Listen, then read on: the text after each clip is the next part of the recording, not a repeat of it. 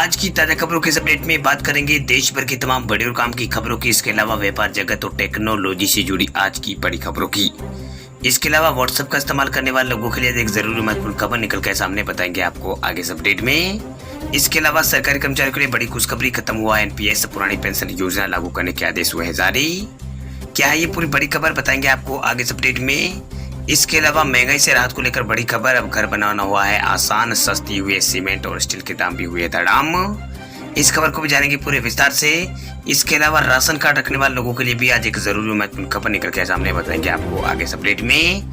इसके अलावा mobile phone चलाना होगा और महंगा, रिचार्ज प्लान फिर से बढ़ाने की तैयारी में है कंपनियां, इस खबर को भी जानेंगे पूरे विस्तार से।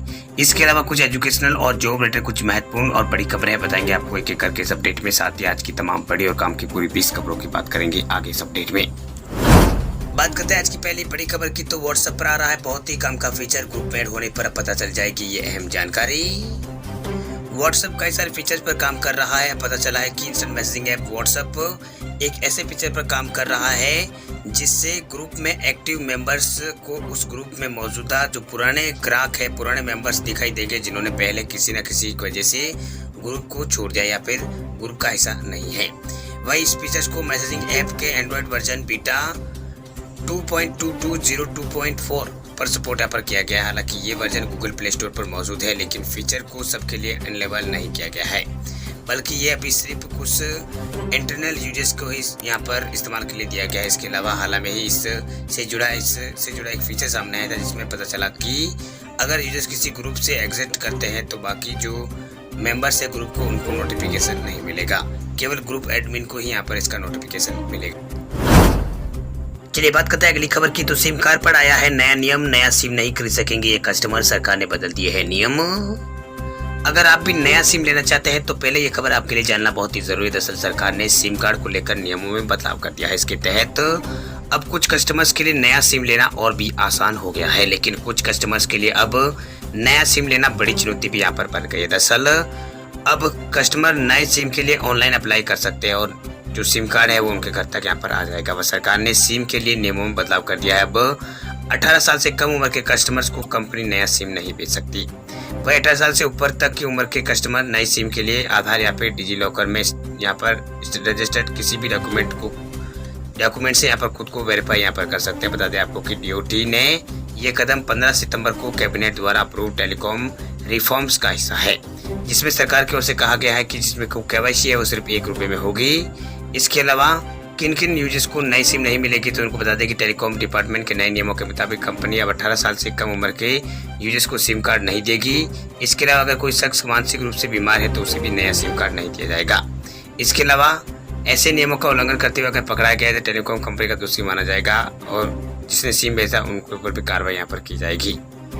इसके अलावा यहाँ पर टेलीकॉम डिपार्टमेंट ने कई तरह के जो नए नियम है वो जारी कर दिया है, जिससे यहाँ पर नया सिम कार्ड लेना कुछ कस्टमर्स के लिए आसान हो जाएगा, तो कुछ कस्टमर के लिए यहाँ पर गले की पास भी बन सकता है। चलिए बात करते हैं अगली खबर की, तो केरल और राजस्थान के बाद महाराष्ट्र ने पेट्रोल डीजल पर घटाया टैक्स, राज्य में सस्ता हो जाएगा तेल। पेट्रोल डीजल पर उत्पाद शुल्क में कटौती करने के केंद्र सरकार के फैसले के अगले ही दिन महाराष्ट्र सरकार ने भी पेट्रोल पर लगने वाले वैल्यू एडेड टैक्स यानी वैट में ₹2.08 प्रति लीटर और डीजल पर ₹1.44 प्रति लीटर की कटौती कर दी है। राज्य सरकार की तरफ से जारी एक आधिकारिक बयान में पेट्रोल और डीजल पर वैट घटाने की जानकारी दी गई है। इसके मुताबिक इस फैसले से राज्य के खजाने को यहाँ पर 2,500 करोड़ रुपए का सालाना नुकसान होगा। वैट में कटौती के बाद पेट्रोल की बिक्री से मिलने वाले मासिक राजस्व में 80 करोड़ रुपए तक की गिरावट यहाँ पर आएगी, जबकि डीजल की बिक्री पर मिलने वाले राजस्व में 125 करोड़ रुपए की कमी का अनुमान है। वही केंद्र सरकार ने शनिवार को ही पेट्रोल और डीजल पर उत्पाद शुल्क में कटौती करने का फैसला लिया था। वही पेट्रोल पर उत्पाद शुल्क में ₹8 प्रति लीटर और डीजल पर उत्पाद शुल्क में ₹6 प्रति लीटर की कटौती की गई थी। इसके साथ ही केंद्र सरकार ने ग्राहकों को अधिक राहत देने के लिए स्थानीय स्तर पर लगने वाले वैट में कटौती का भी अनुरोध यहाँ पर किया था। बता दें आपको केंद्र सरकार ने शनिवार को राहत देते हुए पेट्रोल डीजल पर एक्साइज ड्यूटी में कटौती का ऐलान किया था और राज्यों से भी अपील की थी कटौती के वैल्यू एडेड टैक्स यानी वैट में कटौती कर अपने राज्य की जनता को राहत पहुंचाई। इसके बाद राजस्थान के अशोक गहलोत सरकार ने भी यहाँ पर इस अपील का एक्शन लेते हुए प्रदेश में पेट्रोल प्रति लीटर 2 रुपये 48 पैसे और डीजल 1 रुपये और 16 पैसे की वैट की कटौती का ऐलान राजस्थान की गहलोत सरकार ने किया था। वही केंद्र और राज्य की तरफ से की गई डबल कटौती के बाद राजस्थान में पेट्रोल जो है वो 10 रुपये और 48 पैसे और डीजल 7 रुपये और 16 पैसे सस्ता राजस्थान में हो गया है। वैट में कटौती का ऐलान खुद सूबे के मंत्री अशोक गहलोत ने यहाँ पर किया। जो मुख्यमंत्री अशोक गहलोत ने उन्होंने ट्वीट करके इसे ऐलान किया था। वही केरल सरकार ने भी यहाँ पर पेट्रोल डीजल की कीमतों में यहाँ पर कटौती की है। पेट्रोल पर 2 रुपये 41 पैसे और डीजल में 1 रुपये और 36 पैसे वैट केरल सरकार ने भी घटाया है। चलिए बात करते हैं अगली खबर की। तो राजस्थान में सरकारी कर्मचारियों के लिए बड़ी खुशखबरी, खत्म हुआ है एनपीएस, पुरानी पेंशन योजना हुई है लागू। सरकार ने जारी किए हैं आदेश। राजस्थान सरकार ने पुरानी पेंशन योजना यानी ओपीएस को लागू करने का आदेश दे दिया है। इसके लिए राजस्थान सिविल सेवा संस्थाएं पेंशन नियम 2005 को यानी नई पेंशन योजना यानी एनपीएस को लागू की थी, उसे खत्म कर दिया है। वही वित्त विभाग ने ओल्ड पेंशन स्कीम लागू करने के लिए नियमों में बदलाव कर आदेश यहाँ पर जारी कर दिए हैं। दरअसल राजस्थान सरकार ने कर्मचारियों को रिटायरमेंट पर अब वेतन का 50% पेंशन के रूप में देने के प्रावधान को कानूनी रूप से लागू यहाँ पर कर दिया है। इसके तहत सरकार के नियमों में बदलाव की अधिसूचना यहाँ पर जारी हो गई है। बता दें आपको कि मुख्यमंत्री अशोक गहलोत ने पुरानी पेंशन को बहाल करने की घोषणा की, जिसके बाद 1 अप्रैल से एनपीएस के लिए कर्मचारियों के वेतन से कटौती यहाँ पर बंद कर दी गई। वही इस फैसले के अंतर्गत 1 जनवरी 2004 और उसके बाद सरकारी नौकरी में आए कर्मचारियों को रिटायरमेंट पर पुरानी पेंशन लेने के पात्र बनाया गया है। इसके तहत 31 मार्च 2022 से पहले जो कर्मचारी अपनी सेवा से एग्जिट हो गए हैं उन्हें भी इस नियम के हिसाब से पेंशन का लाभ इसी साल अप्रैल में दिया जाएगा। बात करते हैं अगली खबर की। तो राशन कार्ड को लेकर बड़ी खबर देखिए। यूपी में राशन कार्ड सरेंडर करने का नहीं हुआ है कोई भी आदेश। खाद्य आयुक्ता ने कहा नहीं होगी रिकवरी। उत्तर प्रदेश सरकार ने रविवार को स्पष्ट कर दिया है कि राज्य में राशन कार्ड को सरेंडर करने या फिर रद्द करने को लेकर कोई नया आदेश नहीं जारी किया गया है। वही मीडिया में चल रही इससे जुड़ी सभी खबरों का खंडन करते हुए राज्य के खाद्य आयुक्त ने कहा है कि राशन कार्ड के सरेंडर या फिर रिकवरी के संबंध में कोई भी नया आदेश जारी नहीं किया गया है। वह उत्तर प्रदेश खाद्य आयुक्त सौरभ बाबू ने यहाँ पर मीडिया के कुछ हिस्सों में चल रही खबर को भ्रामक और झूठा बताते हुए कहा कि राशन कार्ड वेरिफिकेशन एक सामान्य प्रक्रिया है जो समय समय पर होती है और राशन कार्ड के सरेंडर और नई पात्रता की शर्तों से जुड़ा जो आधारहीन रिपोर्ट है वो मीडिया में प्रसारित यहाँ पर की जा रही है। उन्होंने आगे स्पष्ट किया है कि घरेलू राशन कार्ड की पात्रता अपात्रता मानदंड 2014 में निर्धारित यहाँ पर किया गया था और तब से कोई नया परिवर्तन इसमें नहीं किया गया। उन्होंने ये भी कहा है कि किसी भी कार्ड होल्डर को सरकारी योजना के तहत पक्का घर होने या फिर बिजली कनेक्शन या फिर एकमात्र हथियार लाइसेंस धारक या फिर मोटरसाइकिल मालिक होने या फिर मुर्गी पालन या फिर गाय पालन में लगे होने के आधार पर अपात्र घोषित नहीं किया जा सकता। चलिए बात करते हैं अगली खबर की। तो यूपी में घर बनवाना हुआ है और आसान सस्ती हुई सीमेंट स्टील के दाम भी हुए हैं धड़ाम।